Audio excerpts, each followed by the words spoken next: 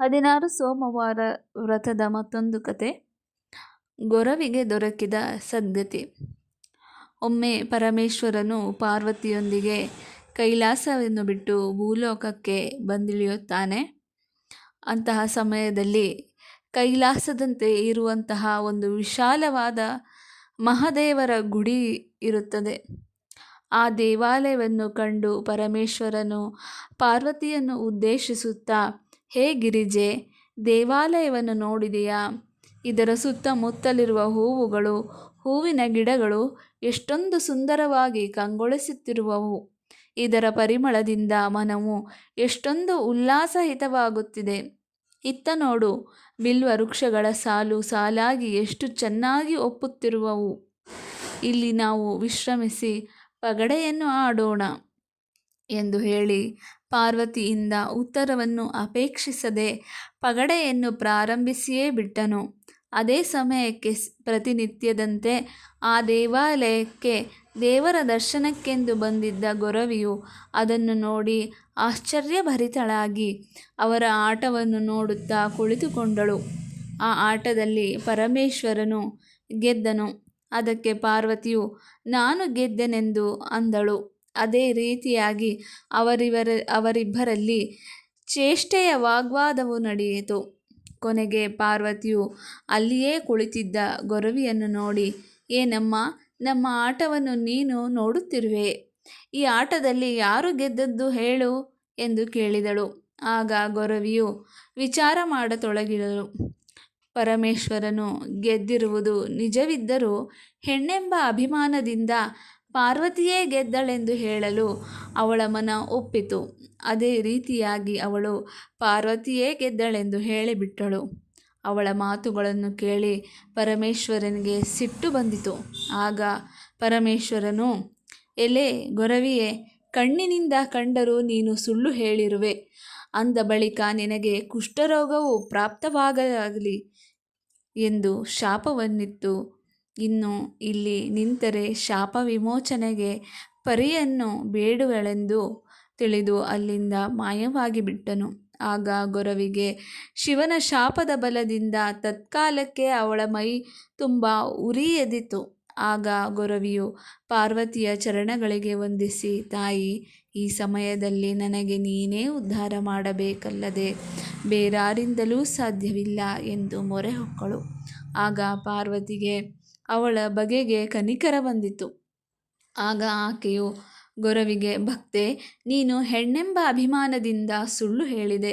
ಅದರಿಂದ ಹರನಿಂದ ದೊರೆತ ಶಾಪವು ಸುಳ್ಳಾಗದೆ ಹೋಗಲಾರದು. ಆದರೆ ಅದರ ನಿವಾರಣೋಪಾಯವನ್ನು ಸೂಚಿಸಿರುವೆನೆಂದು ಕೇಳು. ಅದನ್ನು ಕಾರ್ಯರೂಪದಲ್ಲಿ ತಂದುದಾದರೆ ನೀನು ಈ ಸಂಕಷ್ಟದಿಂದ ದೂರವಾಗುವೆ ಎಂದಳು. ಪಾರ್ವತಿಯ ಮಾತುಗಳನ್ನು ಕೇಳಿ ಗೊರವಿ ಅತ್ಯಾನಂದವಾಗಿ, ಅದಾವ ಸಂಗತಿಯು ದಯವಿಟ್ಟು ಹೇಳಬೇಕೆಂದು ಪ್ರಾರ್ಥಿಸಿಕೊಂಡಳು. ಆಗ ಪಾರ್ವತಿಯು, ಗೊರವಿ, ನೀನು 16 ಸೋಮವಾರ ವ್ರತವನ್ನು ಅತ್ಯಂತ ನಿಷ್ಠೆಯಿಂದ ಏಕಚಿತ್ತದಿಂದ ಆಚರಿಸಿದರೆ ಈಗ ನಿನಗೆ ಬಂದಿರುವ ವಿಪತ್ತು ದೂರವಾಗುವುದು ಎಂದು ಹೇಳಿದ್ದಲ್ಲದೆ ಆ ವ್ರತವನ್ನು ಯಾವ ರೀತಿಯಿಂದ ಮಾಡಬೇಕೆಂದು ತಿಳಿಸಿ, ಅಷ್ಟು ಮಾಡಿದ್ದಾದರೆ ಬೇಗ ಗುಣವಾಗುವುದೆಂದು ಹೇಳಿ ಅಲ್ಲಿಂದ ಮಾಯವಾದಳು. ಇತ್ತ ಗೊರವಿಯು ತನ್ನ ನಿತ್ಯ ಪೂಜಾ ವಿಧಿಗಳನ್ನು ತೀರಿಸಿಕೊಂಡು ಹೋಗುವಷ್ಟರಲ್ಲಿ ದೇವಾಲಯಕ್ಕೆ ದೇವರ ದರ್ಶನಾರ್ಥವಾಗಿ ನಿತ್ಯದಂತೆ ಬರುತ್ತಿದ್ದ ನಾರಿಯರ ಗುಂಪು ಅಲ್ಲಿಗೆ ಬಂದು ಈ ಗೊರವಿಯ ಸ್ಥಿತಿ ಬದಲಾದುದನ್ನು ನೋಡಿ ಆಶ್ಚರ್ಯಚಕಿತರಾಗಿ ಒಮ್ಮೆಂದೊಮ್ಮೆಂದಲೇ ಹೀಗಾಗಲು ಕಾರಣವೇನು? ತಮ್ಮೊಳಗೆ ಮಾತನಾಡಿಕೊಳ್ಳುತ್ತಾ ತಮ್ಮ ತಮ್ಮ ಮನೆಗಳಿಗೆ ತೆರಳಿದರು.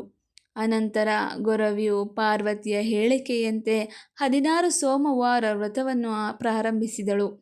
ಅವಳ ವ್ರತ ಬೆಳೆದ ಹಾಗೆ ಮೈ ಉರುಪು ಹಾಗೂ ಬಿಳಿಗಳು ಮಾಯವಾಗುತ್ತಾ ಬಂದವು. ಅದನ್ನು ಕಂಡು ಅವಳಿಗೆ ಆನಂದವೂ ಆಯಿತು. ಆಗ ಅವಳು, ಹೇ ದೇವಿ, ಮಹಾತಾಯೆ, ಆದಿಶಕ್ತಿ, ನಿನ್ನ ಕೃಪಾಕಟಾಕ್ಷವು ಮಿಗಿಲಾದುದು. ಈ ವ್ರತವನ್ನು ಯಾವ ಸ್ತ್ರೀ ನಡೆಸುವಳೋ ಅವಳ ಮನೋರಥವನ್ನು ಈಡೇರುವಲ್ಲಿ ಯಾವ ಸಂದೇಹವೂ ಇಲ್ಲ ಎಂದೆಂದುಕೊಂಡು 16 ಸೋಮವಾರಗಳು ಮುಗಿಯುತ್ತಲೇ ಪಾರ್ವತಿಯನ್ನು ಕುರಿತು ತಪಸ್ಸು ಮಾಡತೊಡಗಿದಳು. ಆಗ ಪಾರ್ವತಿ ಇವಳ ಭಕ್ತಿಗೆ ಮೆಚ್ಚಿ ಪ್ರತ್ಯಕ್ಷಳಾಗಿ, ಅಮ್ಮ ಮಗಳೇ, ನೀನು ಬಹಳ ಕಷ್ಟಪಟ್ಟಿರುವೆ. ನಿನ್ನ ದೇಹವು ಬಂಗಾರ ವರ್ಣದ್ದಾಗಲಿ.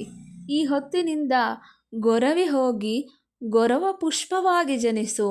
ಇನ್ನು ನಿನ್ನ ಕೋಮಲಾಂಗಕ್ಕೆ ಯಾರೂ ಸ್ಪರ್ಶಿಸದಿರಲಿ ಎಂದು ಹೇಳಿ ಅದೃಶ್ಯಳಾದಳು. ಪಾರ್ವತಿ ದೇವಿಯ ವಾಕ್ಯದಂತೆ ಇಂದಿಗೂ ಕೂಡ ಬಿಳೆ ಗೊರವ, ಕೆಂಪು ಗೊರವ ಎಂದು 2 ಥರದ ಹೂಗಳು ಆಗುತ್ತವೆ. ಪಾರ್ವತಿ ದೇವಿಯು ಹೇಳಿದ ವಚನದಂತೆ ಬಂಗಾರ ವರ್ಣದ ಕೋಮಲವಾದ ಕೆಂಪು ಗೊರವ ಪುಷ್ಪವೆಂದು ಅನಿಸಿಕೊಳ್ಳುವುದು ಇವಳೇ ಗೊರವಿಯು. ತನ್ನ ವ್ರತವನ್ನು ಪಾಲಿಸುವಾಗಲೂ ಸಹ ಗುಡಿಗೆ ನಿತ್ಯ ನೇಮದಂತೆ ತಪ್ಪದೇ ಬರುತ್ತಿದ್ದಳು. ಇವಳಂತೆ ಉಳಿದ ಹೆಣ್ಣು ಮಕ್ಕಳೂ ಸಹ ಬರುತ್ತಿದ್ದರು. ಅವರೆಲ್ಲ ಗೊರವಿಯ ವ್ರತವನ್ನು ಕೇಳಿ 16 ಸೋಮವಾರ ವ್ರತವನ್ನು ಮಾಡಿ ತಮ್ಮ ತಮ್ಮ ಮನೋಬಯಕೆಯನ್ನು ಪೂರ್ತಿಗೊಳಿಸಿಕೊಂಡರು. ನಮಸ್ಕಾರ.